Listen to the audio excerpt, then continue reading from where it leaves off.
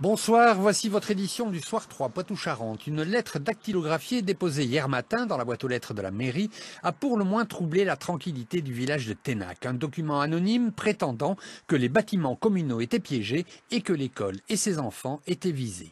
Les services de l'État ont décidé d'évacuer l'établissement. La gendarmerie et les démineurs ont fouillé l'école et ses abords sans rien trouver. Les classes ont été suspendues jusqu'à jeudi. Ce genre d'événement sème toujours un petit peu l'inquiétude au niveau des parents et puis des enfants.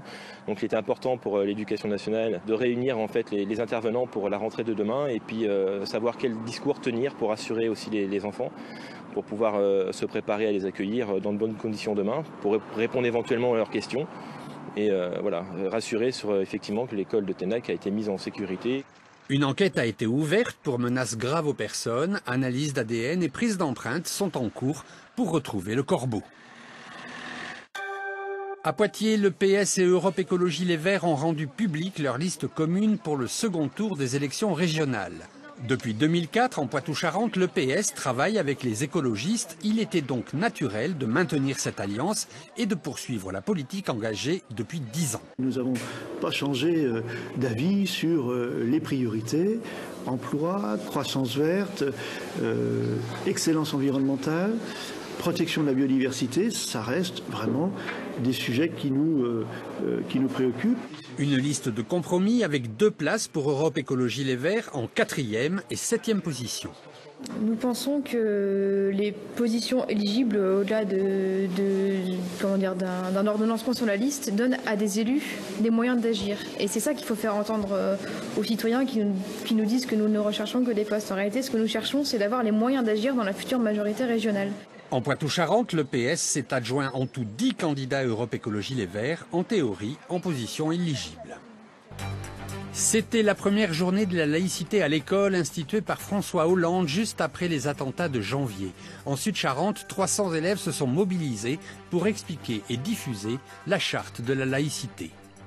Un coup d'œil sur les différents panneaux consacrés à la laïcité avant d'attaquer les ateliers préparés par des lycéens. Les attentats de Charlie Hebdo se sont déroulés en janvier, donc ça nous paraissait vraiment important d'intégrer dans la laïcité des caricatures.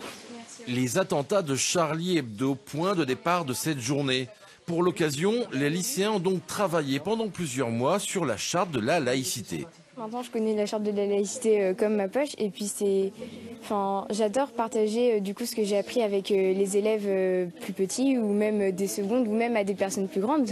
J'ai appris plein de choses à mes parents, donc du coup, c'était vraiment un projet très enrichissant. Ici, la charte de la laïcité illustrée. Plus loin, un jeu de société autour du même thème. Comment s'appelle le lieu de culte des protestants? A. L'église. 2. B. Le temple. Là aussi, le jeu de société a été conçu par des lycéens. La finalité de tout cela, c'est que ce soit eux qui puissent s'approprier cette notion. Puisque demain, ça sera à eux également de pouvoir les diffuser, donc il fallait qu'ils les comprennent et puis qu'ils puissent les promulguer un peu partout, aussi bien au lycée, mais dans leur vie quotidienne.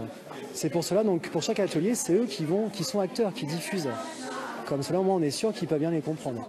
Des lycéens acteurs au sens figuré, mais également au sens propre du terme. Je pense. On ne joue pas sur le même pied d'égalité. Un premier rôle dans des scénettes écrites et interprétées par ces élèves de terminale littéraire. On a fait une petite scène qui se déroule dans un bar.